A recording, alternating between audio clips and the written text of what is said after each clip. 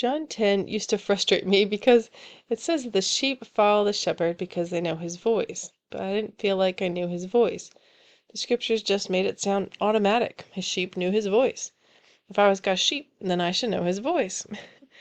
Now, since then, the Lord has trained me in hearing and trusting his voice, but let's look at what the verses really say.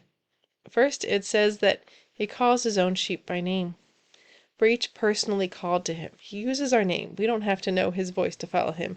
He leads these personally called sheep out.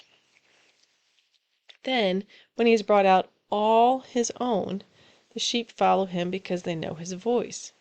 This is a future promise. When Jesus has gathered to himself all of his sheep, they will know.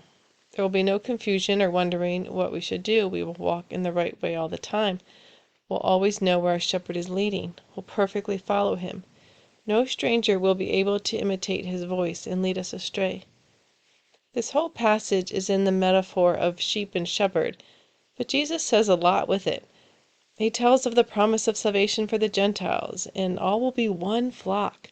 He says that he lays down his life for the sheep. He also says he'll take up his life again. Now, Jesus was in Jerusalem during the Feast of Dedication. Now, that's Hanukkah. And he gives another sheep lesson. We're told that we're both in Jesus' hand and the Father's hand. It's a double-fisted promise that we can't be snatched away. I don't think it's at all good to worry about whether you are saved or not. If you've chosen to place yourself in God's hands, you are safe there.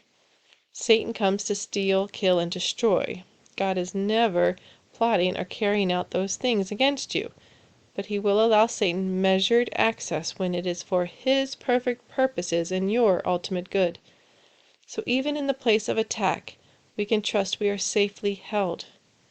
As sheep, we can live in shalom, the place of resting, trusting, confidence in our God, who loves us perfectly.